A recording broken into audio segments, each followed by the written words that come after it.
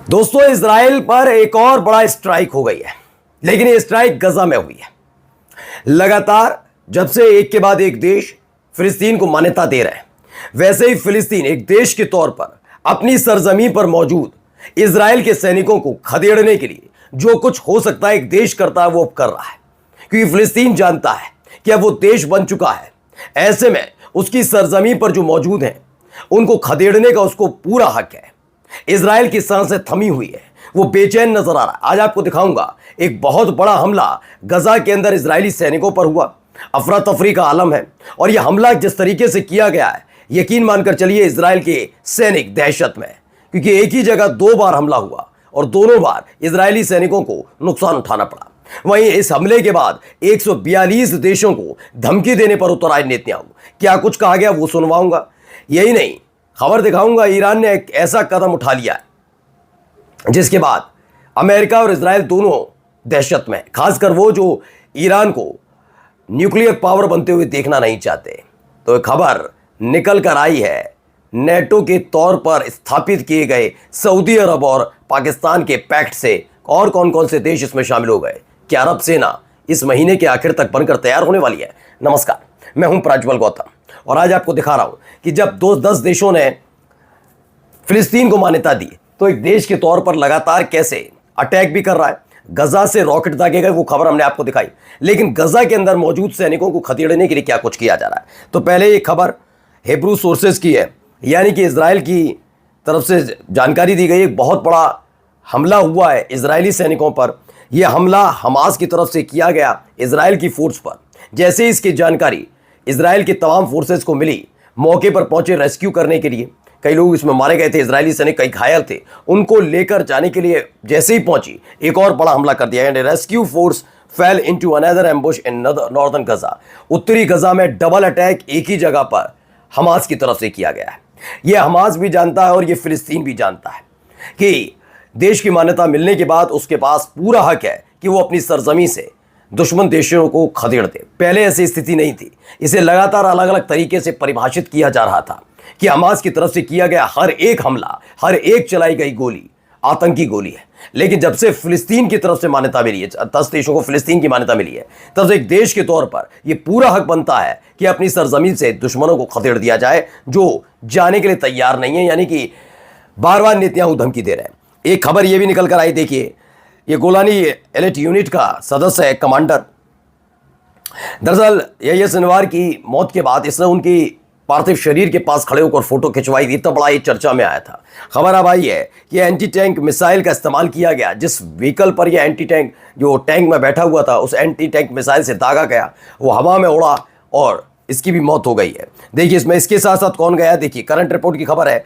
Hamas ने anti Israel के tank पर हमला किया एक एंटी टैंक मिसाइल से, जिसमें शुरुआती खबर यह है कि 4 इजरायली सोल्जर्स मारे गए, जिसमें यह भी एक शामिल था। ये एक बड़ा झटका लगा।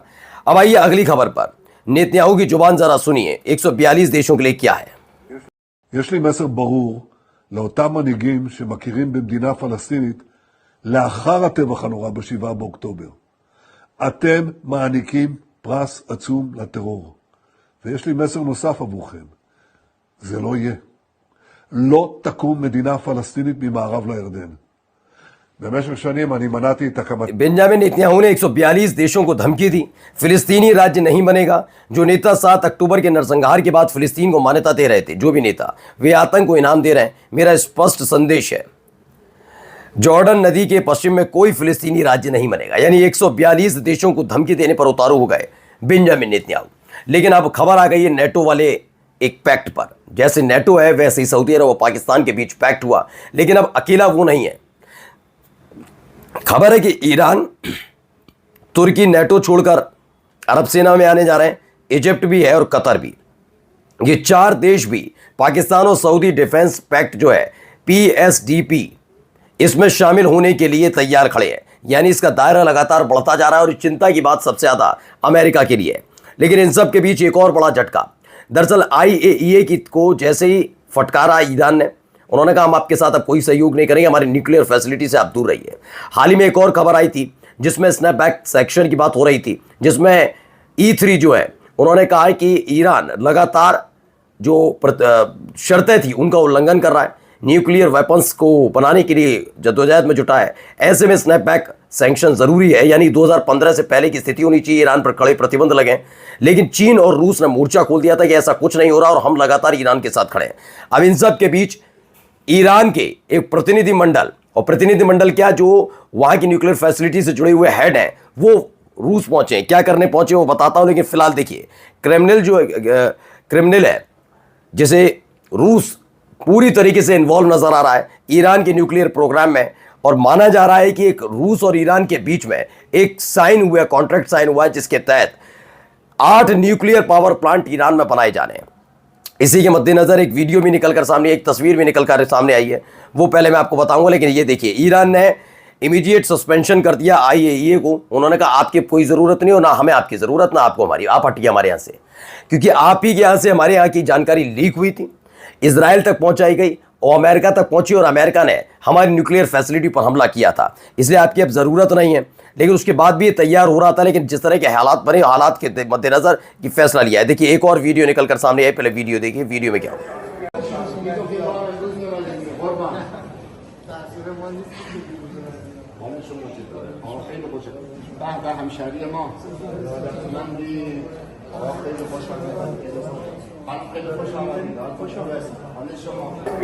तो ईरान के न्यूक्लियर चीफ हैं इस्लामी, ये मॉस्को पहुंचे हैं और रशियन ऑफिशियल से मुलाकात हुई है। रशियन एनर्जी वीक के लिए वहां पर पहुंचे, कई महत्वपूर्ण मुद्दों पर वहां बातचीत होनी है।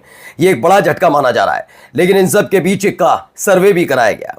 इजराइल और US war against Iran increase Iranian support for atomic bomb. खबर ये निकल कर आई कि इजराइल और अमेरिका ने जिस तरह से ईरान से युद्ध लड़ा, वो बात अलग है, इजराइल तो धूल चाट गया।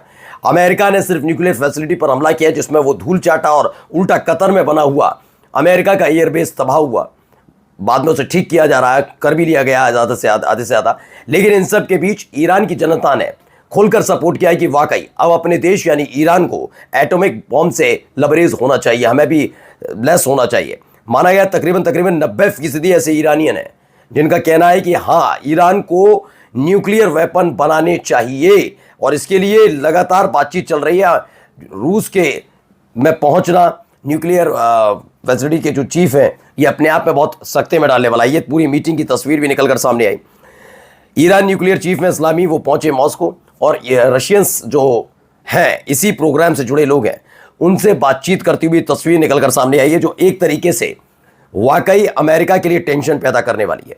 और जाते जाते एक खबर, आपको मैंने खबर 2 दिन पहले दिखाई थी कि सीरिया के राष्ट्रपति अल जुलानी, जिन पर कभी इनाम हुआ करता था, उनके संगठन HTS पर इनाम हुआ करता था अमेरिका की तरफ से, बशर अल असद की सरकार के तख्ता पलट के बाद वो दुलारे हो गए अमेरिका की शय पर। ही माना जा रहा था कि जिस गोलन हाइट्स पर इजराइल ने कब्जा कर रखा है, उस गोलन हाइट्स पर अपना अधिकार छोड़ने के लिए तैयार है। यही नहीं, गिफ्ट में वो माउंट हरमोन भी दे रहे थे।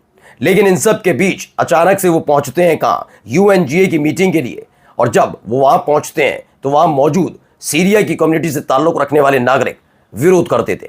वो कहते हैं कि हमें किसी भी कीमत पर माउंट हॉर्मोन तो नहीं देंगे, लेकिन हाँ, हमें अपना गोलन हाइट्स भी इजराइल से वापस चाहिए। एक भारी दबाव का सामना अब अल जुलानी को करना पड़ रहा है। नमस्कार।